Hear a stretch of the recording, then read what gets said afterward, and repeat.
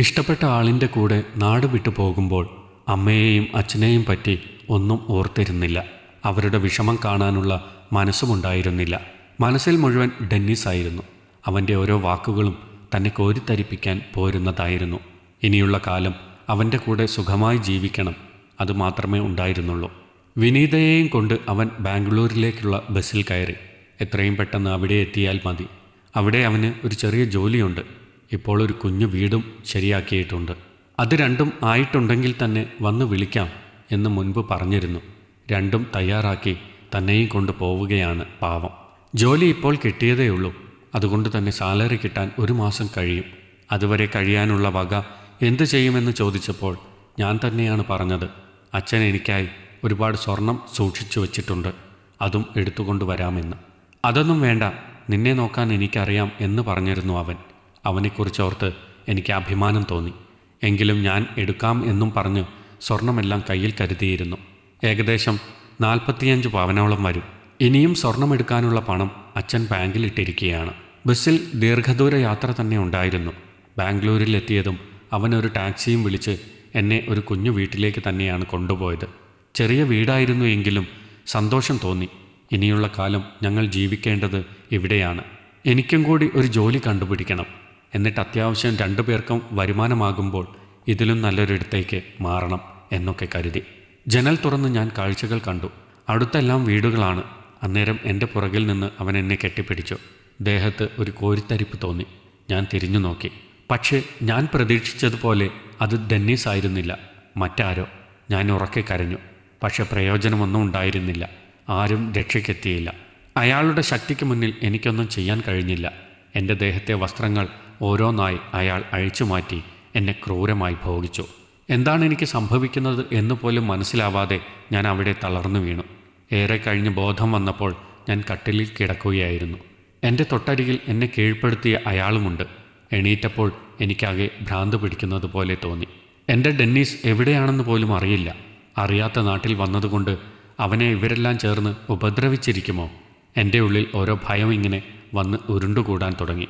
ഒരു നല്ല ജീവിതം സ്വപ്നം കണ്ടുവന്ന എന്നെ നശിപ്പിച്ചത് എൻ്റെ തൊട്ടരികിൽ കിടക്കുന്ന ആളാണെന്നുള്ള ചിന്ത എന്നെ ഭ്രാന്തിയാക്കി. ഞാൻ അയാളെ അവിടെയുള്ള ഒരു ഫ്ലവർ വേസ് എടുത്ത് അടിക്കാൻ നോക്കി. പക്ഷേ അതിനു മുമ്പ് അയാൾ എന്നെ കണ്ടു. അയാൾ എന്നെ ഉപദ്രവിച്ചു. അന്നേരം ഡെന്നീസ് കയറി വന്നു. ഞാൻ ഡെന്നീസിൻ്റെ അരികിലേക്ക് ഓടി. അയാൾ എന്നെ ഉപദ്രവിച്ച് എന്ന് പറഞ്ഞു. അവൻ്റെ നെഞ്ചോട് ചേർന്നു. ചിരിയോടെ അവൻ എന്നെ അയാൾക്ക് ഇട്ടുകൊടുത്തു. നീ എന്ത് കരുതി?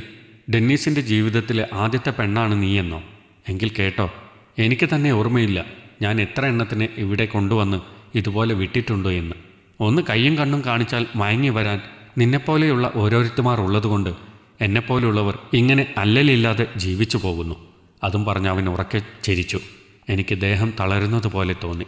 ഞാൻ ചതിക്കപ്പെടുകയായിരുന്നു എന്ന് ആ നിമിഷമാണ് മനസ്സിലായത്.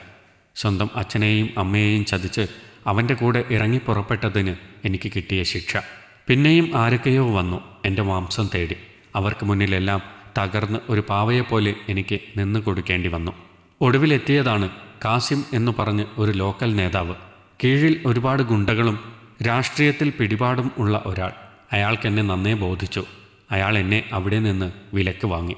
ഒരുപാട് ഭാര്യമാരിൽ ഒരാളായി ഒരു ഫ്ലാറ്റിൽ എത്തപ്പെട്ടു. പലരും കുത്തിവലിക്കുന്ന ശരീരത്തിൽ നിന്ന് അയാൾക്ക് മാത്രമായി തീർന്നു ഞാൻ.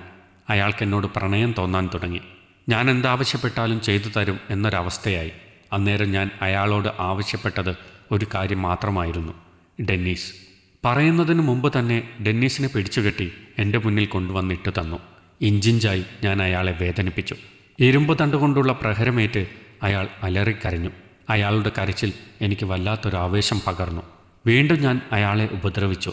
കയ്യും കാലും ഇനി ഒന്നിനും പറ്റാത്ത രീതിയിലാക്കി. ഒറ്റയടിക്ക് കൊന്നുകളയാൻ എനിക്ക് ഉദ്ദേശമില്ലായിരുന്നു. അത് അവനൊരു രക്ഷപ്പെടലാവും. തെണ്ടി തിന്നാൻ പോലും ആരോഗ്യം ബാക്കി വയ്ക്കാതെ തെരുവിൽ കൊണ്ടുപോയി ഇട്ടോളാൻ പറഞ്ഞു. ആ സമയത്താണ് കാസിമിൻ്റെ എല്ലാ അനുയായികളെയും അയാളെയും പോലീസ് പിടിക്കുന്നത്. ഭരണം മാറി വന്നത് അയാൾക്ക് വിനയായി. അയാളുടെ എതിർ പാർട്ടിക്കാർ ചതിച്ചതാണ്. വിവരമറിഞ്ഞ് അയാൾ എന്നോട് രക്ഷപ്പെട്ടോളാൻ വിളിച്ചു പറഞ്ഞിരുന്നു. അതുപ്രകാരം ഞാൻ നാട്ടിലേക്ക് വണ്ടി കയറി. ഒട്ടും താല്പര്യമുണ്ടായിരുന്നില്ല. എല്ലാം കൊണ്ട് നശിച്ച എനിക്ക് നാട്ടിലേക്ക് വരാൻ. പക്ഷേ വേറെ മാർഗമില്ലായിരുന്നു. നാട്ടിലെത്തിയപ്പോൾ അറിഞ്ഞു ഞാൻ പോയതിനു ശേഷം തളർന്ന് കിടപ്പിലായ അച്ഛനെപ്പറ്റി. വല്ലാത്ത കുറ്റബോധം തോന്നി. അച്ഛൻ്റെ അരികിലേക്ക് ചെന്ന് ആ കാല് പിടിച്ച് മാപ്പ് പറഞ്ഞു. എന്നോട് ക്ഷമിക്കാൻ അച്ഛൻ തയ്യാറായി. ഇന്നിപ്പോൾ ഞാൻ മനസ്സിലാക്കുന്നുണ്ട്, അച്ഛനും അമ്മയും നമ്മുടെ ജീവിതത്തിൽ ഏറ്റവും വലിയ സ്വത്ത് തന്നെയാണ് എന്ന്. അവർ നമ്മളുടെ നന്മയ്ക്ക് വേണ്ടി മാത്രമേ എന്തെങ്കിലും പറയൂ എന്ന്. അവരെ ധിക്കരിച്ചതിനുള്ളത് കിട്ടി. ഇനിയുള്ള കാലം എനിക്ക് തന്ന എല്ലാ ദുരന്തത്തിൻ്റെയും ഓർമ്മകൾ പേറി ഇങ്ങനെ നരകിച്ചു തീർക്കണം. അത്യാവശ്യം ജീവിതം മുന്നോട്ട് പോകാൻ ചെറിയൊരു ജോലിയുണ്ട്. ഇതൊക്കെ ഞാൻ ഇനി അർഹിക്കുന്നുള്ളൂ. ഈ കഥ നിങ്ങൾക്കിഷ്ടമായെങ്കിൽ ലൈക്ക് ചെയ്യൂ. നിങ്ങളുടെ അഭിപ്രായങ്ങൾ കമൻ്റായി രേഖപ്പെടുത്തൂ. കൂടുതൽ കഥകൾ കേൾക്കാൻ ഈ ചാനൽ സബ്സ്ക്രൈബ് ചെയ്യൂ.